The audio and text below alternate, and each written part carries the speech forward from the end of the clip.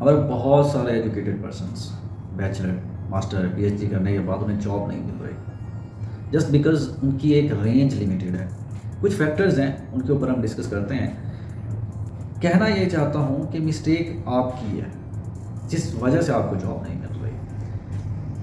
इस टॉपिक को शुरू करने से पहले एक कहानी आपको सुनाता हूँ जो कि बहुत ही ज़्यादा इम्पॉर्टेंट है। एक बुज़ुर्ग थे जिन्होंने अपने बच्चे को कहा कि ये एक वॉच है बेटा, ये ले जाओ और इसे मार्केट में जाकर बेचना नहीं है, सिर्फ जो ख़रीदार होगा उससे इसका रेट पता करके मेरे पास आ जाओ। बच्चा जाता है, वो दूसरी गली में एक दुकान होती है, वहाँ पर जाकर पता करता है, उसे कहता है मैं बेचना चाहता हूँ, कितने की लोगे? वो कहता है भाई ये फॉर एग्ज़ाम्पल 200 की।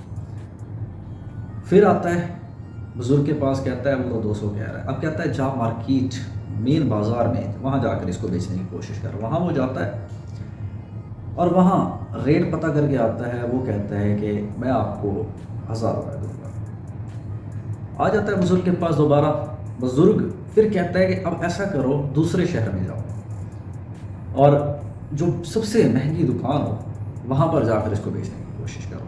जब बेचने जाता है तो वो कहता है 5000। फिर अब वो कहता है ऐसा करो, एक बहुत बड़ा हमारी कंट्री का म्यूज़ियम है, वहाँ पर इस वॉच को लेकर जाओ और वहाँ पर क्या करो, बेचने की कोशिश करो।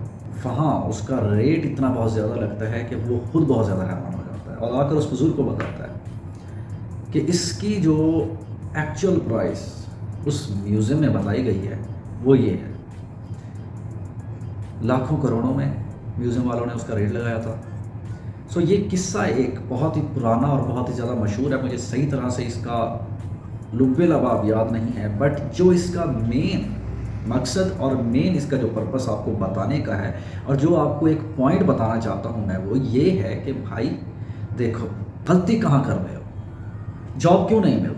असल में आप अपनी मार्केट के ऊपर नहीं जा रहे जहाँ पर आपका सही एक तरह से आपके ऊपर बिड लगेगी। यह आपके ऊपर डिपेंड करता है आपने मार्केट कौन सी चूज़ करनी है।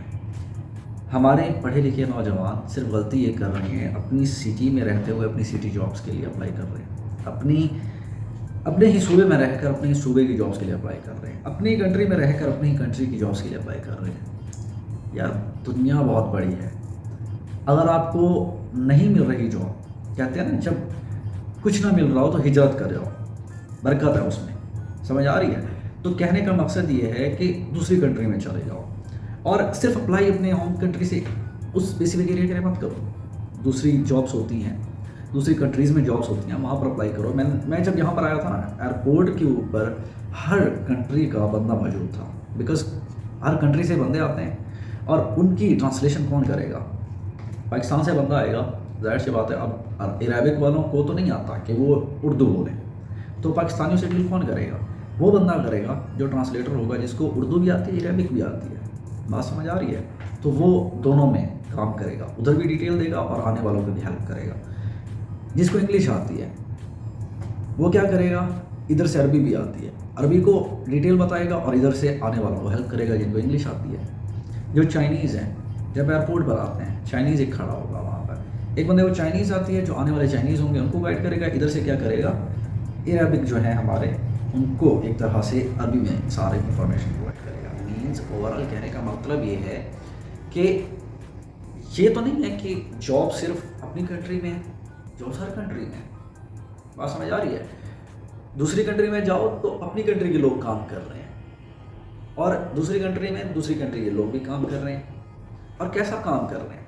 सिर्फ उर्दू बोल रहे हैं, सिर्फ पंजाबी बोल रहे हैं, सिर्फ इंग्लिश बोल रहे हैं, सिर्फ चाइनीज़ बोल रहे हैं। एक एग्जांपल दे रहा हूँ, मैं समझाने की कोशिश कर रहा हूँ कि यार अपनी रेंज को बढ़ाओ, सिर्फ अपने स्पेसिफिक एरिया के लिए अप्लाई मत करो। जहाँ भी जॉब नज़र आती है, आपकी फील्ड से नज़र आती है, अप्लाई करो, इंटरव्यू दो। फेल हो गए नो प्रॉब्लम, एटलीस्ट इंटरव्यू देने से 6 क्वेश्चन आप जो वो पूछेंगे उनके रिप्लाई करोगे, 4 के नहीं करोगे तो एटलीस्ट पता चलेगा कि 4 क्वेश्चन ये हैं जहाँ पर मैं फेल हुआ हूँ, उनके आंसर ढूंढें, उसके ऊपर आप कोशिश करें, उनका नॉलेज हासिल करें, नेक्स्ट टाइम वो गलती नहीं करनी। तो ये चीज़ें माइंड में रखा करें। आई होप आपको ये चीज़ समझ आ गई होगी जो मैं कहना चाहता हूँ कि अपनी रेंज से थोड़ा सा बाहर निकालो। अगली बात ये कि रेफरेंस में 80 to 90% चांसेस ज़्यादा होते हैं कि उसी बंदे को ही जॉब के लिए हायर किया जाता है। लोगों के साथ अच्छे ताल्लुकात रखो, कम्युनिकेशन अच्छी होनी चाहिए, हेल्दी कम्युनिकेशन करनी चाहिए। हमेशा जब भी ग्रुप में बैठें तो ये डिस्कस किया करें कि पैसा कहाँ से निकलेगा, पैसा बनाना कहाँ है। कमाना तो मुश्किल नहीं है, जॉब मिल जाती है, कमा लेता है बंदा। कमाना अलग चीज़ है, बनाना अलग चीज़ है, पैसा बनाएं। सो आई होप आपको ये चीज़ें समझ आ गई होंगी। बाकी जो चीज़ें हैं अगली वीडियो में मुलाकात होगी, वहाँ पर डिस्कस करेंगे ये टॉपिक, अदरवाइज़ वरना बहुत बड़ा हो जाएगा। अगली वीडियो में मुलाकात होती है।